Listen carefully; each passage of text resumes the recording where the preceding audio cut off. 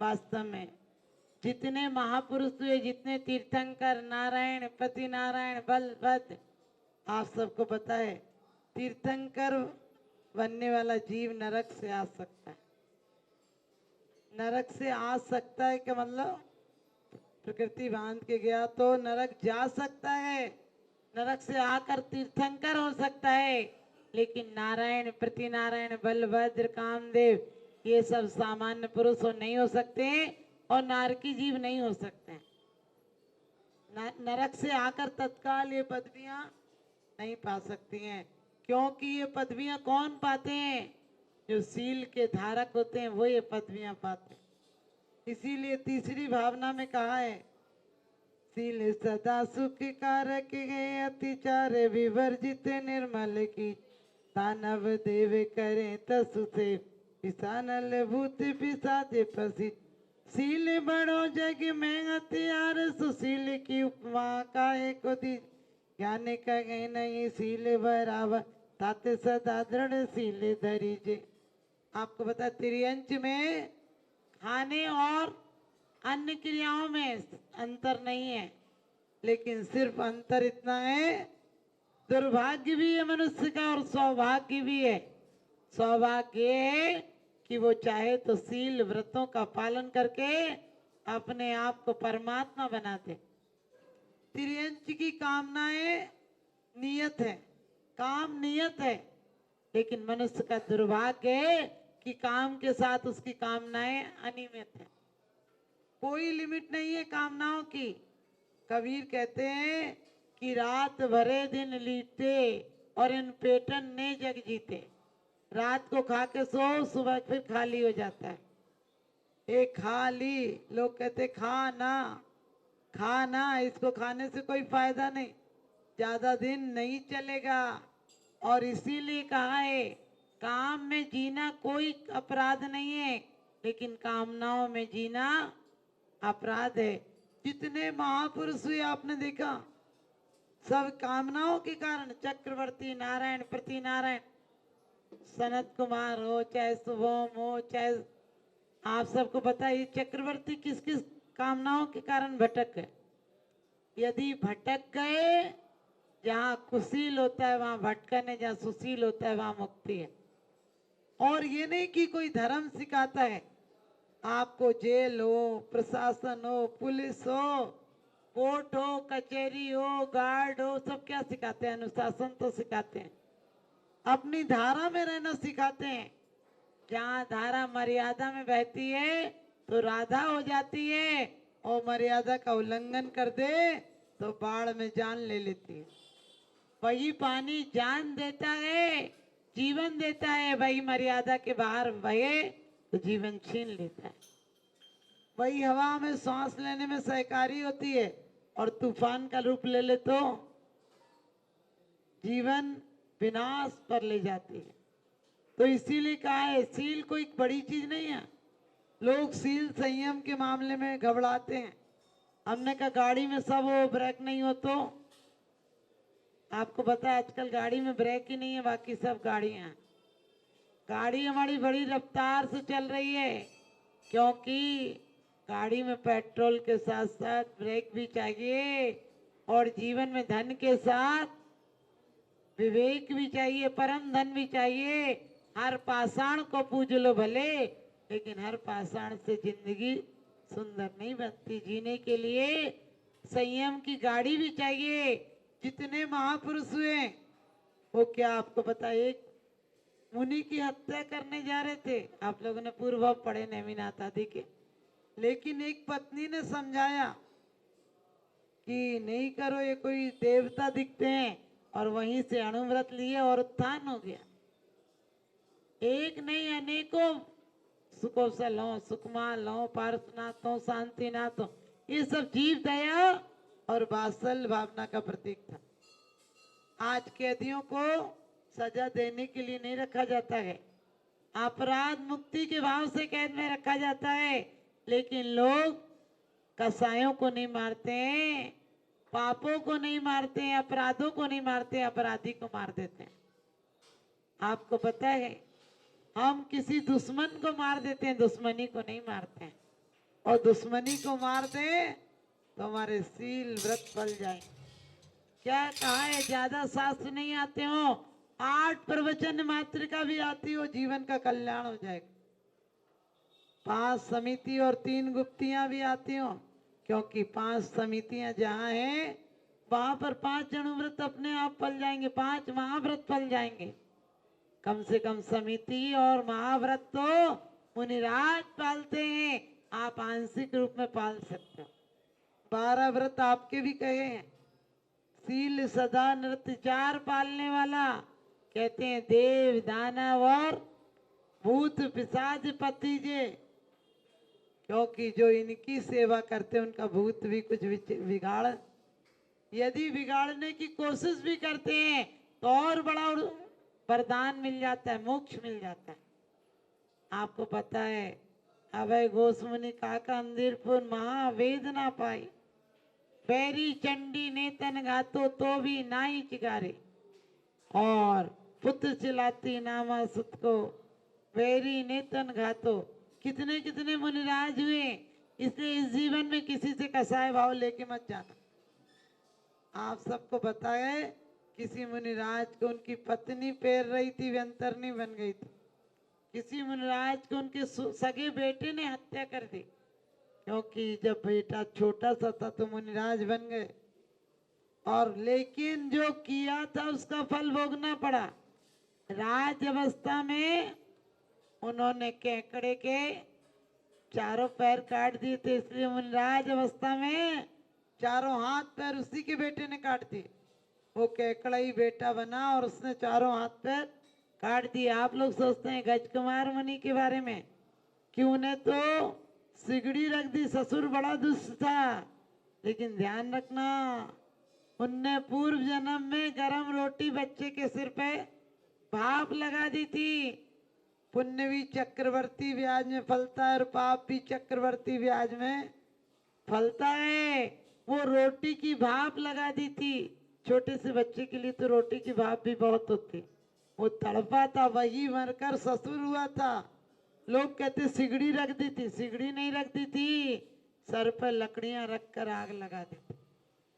हमें तो समझ में नहीं आता है, सोच सकते हैं हाँ संस्कार बांधे गए कर्म रो रो कर भोगना पड़ता है, और हाथों से लगाई गांठें दांतों से खोलना पड़ता।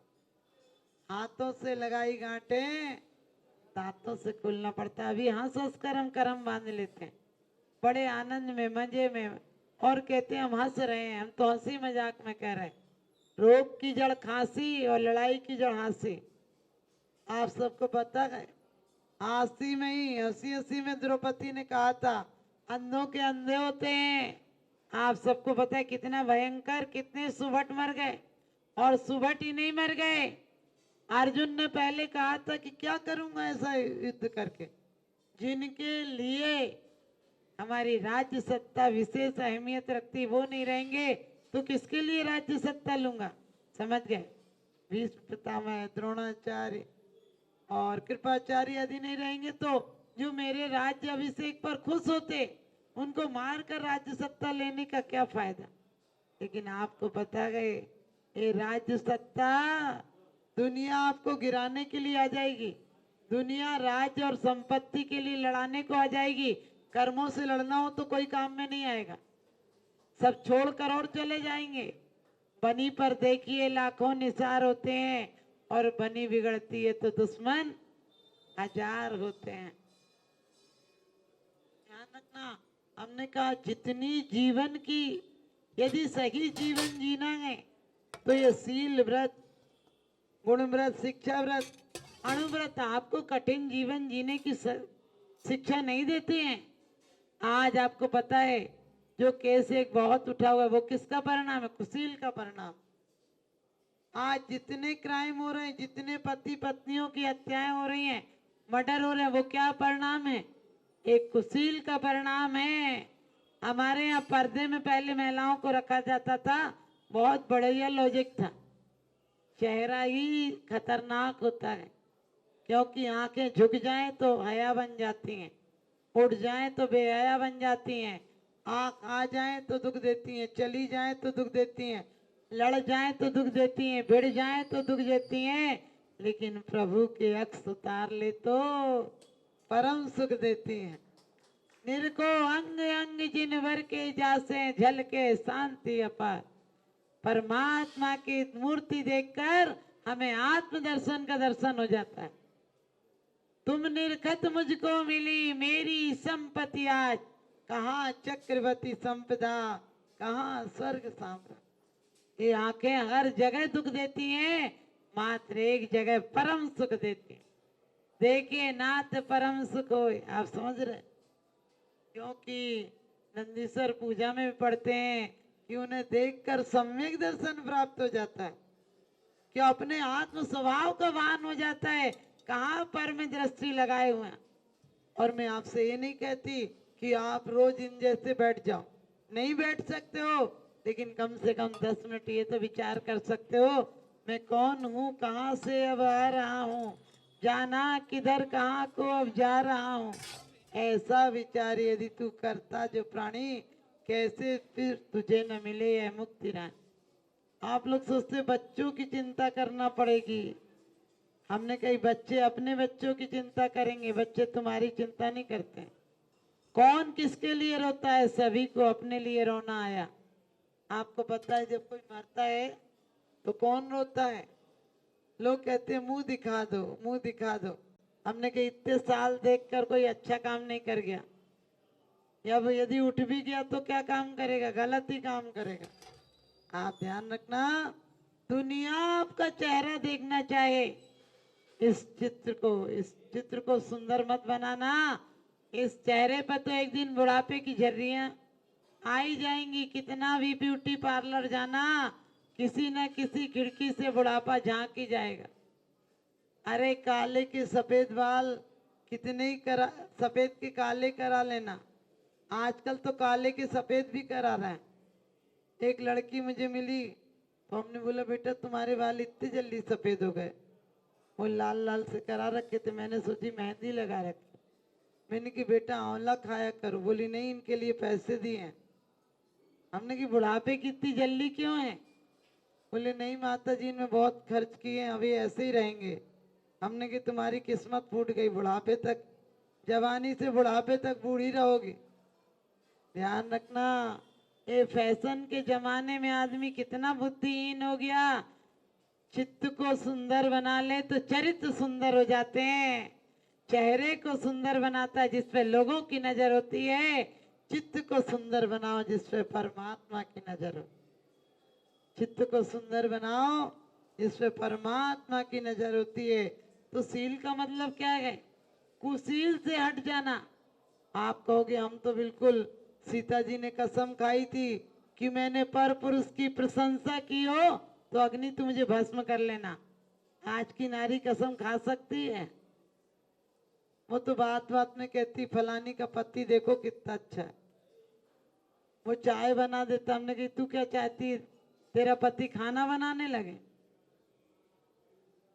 ध्यान रखना, हमें कोशिश करना है, हमारा नारी जीवन एक मंगल कलश की तरह है जो पति और पुत्र को दोनों पवित्र आत्मा बना देता है। यदि राजा श्रेणी के आने वाले समय में तीर्थंकर होंगे तो सारा श्रेय किसको जाता है, चेलना को जाता है। वो हारी नहीं, लाख बार जिल्लत और प्रताड़ना मिली लेकिन हारी नहीं, आखिर पति को नारकी से नारायण बनाने में कारण बन गए।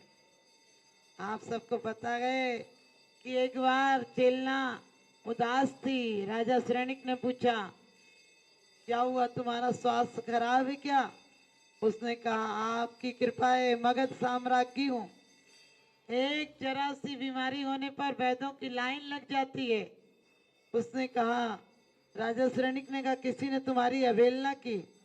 कहने लगी आपकी कृपा पात्री हूँ, किसकी मजाल जो मुझे टेढ़ी निगाह से देख ले। उन्होंने कहा कि तुम्हारे मायके से कोई खैर समाचार असु आया क्या? उसने कहा सब सकुशल है। बोले फिर तू आज आंखों में आंसू क्यों है, इतनी उदास क्यों है? उसने कहा कि मैं इसलिए उदास हूँ, अपनी पति की आगामी गति सोचकर परेशान हूँ। जिसे पति मानती हूँ उसकी गति क्या होगी? यदि मति नहीं सुधरी तो गति गलत ही होगी। आपको कभी अफसोस होता है? आज आपकी बच्चियां जिस दिन संडे होगी कहेंगी चलो कहीं पार्टी पे चलते हैं। अरे वहां भोजन करके आते हो जहां आप समझ गए कौन कौन कैसा कैसा भोजन बनता है। आपका तो त्याग है, बहुत अच्छी बात है, लेकिन हमें कोशिश करना चाहिए जहाँ नॉन वेज बनता हो वहां से पानी की बोतल भी नहीं खरीदना चाहिए। आज बड़े बड़े होटलों में सब चलता है और हमारी शादियां भी वहां चल रही हैं। अब क्या होगा? लोग कहते फलाने होटल में देखने का विचार है। हमने कि होटल में देखोगे तो जिंदगी भर होटल ही देखेगी, तुम्हारा घर क्या खाक देखेगी? अपने घरों में बुलाओ, दो चार लोग आते हैं। आजकल शादियां बहुत बड़े बड़े जगह करते हो, लगता है जैसे कि कहीं परेड हो रही हो। और तंदूर पे लोग ऐसे खड़े रहते जैसे भिखमंगे खड़े रहते हैं, एक रोटी और एक रोटी, और हमने कही हद हो गई।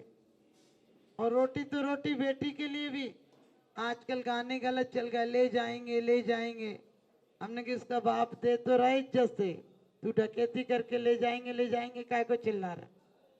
तो ध्यान रखना हमारे जीवन में अहिंसा आ जाए, हमारी वाणी में सत्य आ जाए, और हमारे व्यवहार में अचौरी आ जाए, हमारे मन में सील आ जाए, और हमारे जीवन में आकिंचन आ जाए, अलोभ आ जाए, परिग्रह प्रमाण व्रत आ जाए।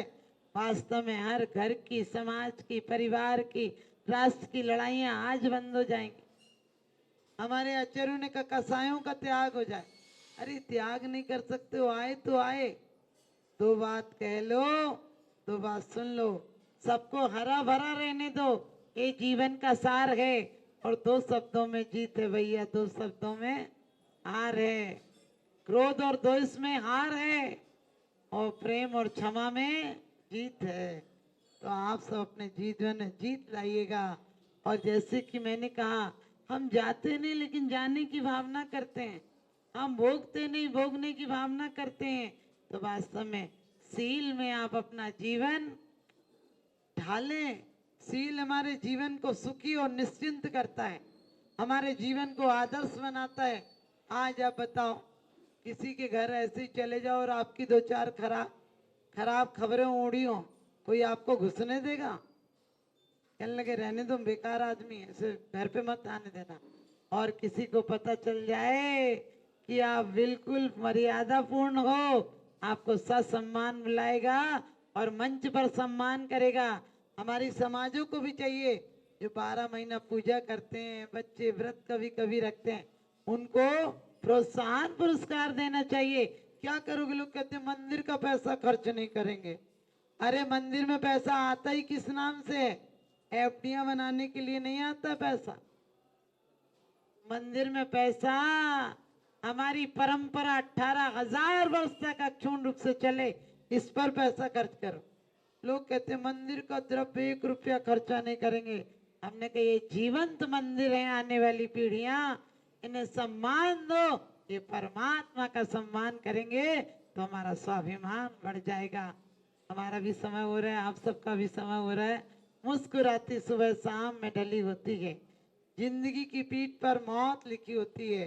बढ़ाना है तो बढ़ा लो धर्म की तरफ कदम, वरना सांसों की कोई गारंटी नहीं होती है, सांसों की कोई गारंटी नहीं होती है। तो आप सबको बता दूं कि जीवन में सील व्रत, मैंने एक सील के बारे में कहा क्योंकि पंचम काल में यदि सबसे ज्यादा कोई हावी हो गया तो कुशील हावी हो गया। आपको पता है आज छोटे छोटे बच्चे, जो हमारे 16-17 साल की बच्चों को दाम्पत्य जीवन के बारे में कुछ पता नहीं होता था, आज आपके 6-7 साल के बच्चे को सब पता होता है। जब हम कभी सामने कोई ऐसे सीन नहीं आते थे, बात ही नहीं करते थे पति पत्नी, अपने पति से पति आ जाए तो घर की बेटी जब तक विदा नहीं हो जाए तब तक सामने बोलती नहीं थी। आज आप देखो एक साथ बैठकर वो सीन देख रहे हैं, वो सीन देख रहे हैं जो नहीं देखना चाहिए। एक आप सबको पता है ऐसे अश्लील सीन, ऐसे अश्लील सीरियल एक साथ सब बैठकर देख रहे हैं, बच्चों में क्या मर्यादा है। हमारे वाणी में हिंसा आ गई, बोल चाल में सब जगह तो हिंसा आ गई। आप देखो कोई किसी से प्रेम से बोलकर राजी नहीं, बुजुर्गों को प्रेम से रोटी देकर राजी नहीं है। ये हमारे अहिंसा धर्म नहीं है। आपको कुछ आता हो, कोई पूछे कहाँ से, आप बता दोगे, आप कहते हैं हमने नहीं बनाया। कोई यही मार्केट से साड़ी लेके आई होगी, हमने तो बाहर से मंगाई है। आप कभी सोच रहे हो अपने बच्चे को क्या सिखा रहे हो? चोरी सिखा रहे हो। चलिए आपको फिर किसी दिन बताऊंगी, लेकिन अभी समय हो गया है। आप सब अपने जीवन में सुंदर जीवन बनाएं। और सील का मतलब बहुत कठिन नहीं है, अपने बच्चों को भी बैठकर सिखाओ। 5-7 मिनट छोटे होते हैं तब गोदी में लेकर भी अच्छे आध्यात्मिक भजन सुनाओ कि घर को छोड़ बन जाऊं मैं वो दिन कब पाऊं। मदालसा ने संस्कार गर्भ में दिए थे तो 7 बेटे उसके दीक्षा लेकर मुनि हो गए 8 वर्ष की उम्र में। लेकिन पति कहने लगा कि सब बच्चे मुनि हो जाएंगे तो हम कैसे मुनि हो पाएंगे। उसने कहा अब की आपको बेटा कुशल शासक दूंगी। और उसी दिन से गर्भ धारण के पहले से वो अस्त्र शस्त्र चलाने लगी, राजनीति में भाग लेने लगी। उसका 8वां बेटा 8 वर्ष की उम्र में कुशल शासक हुआ।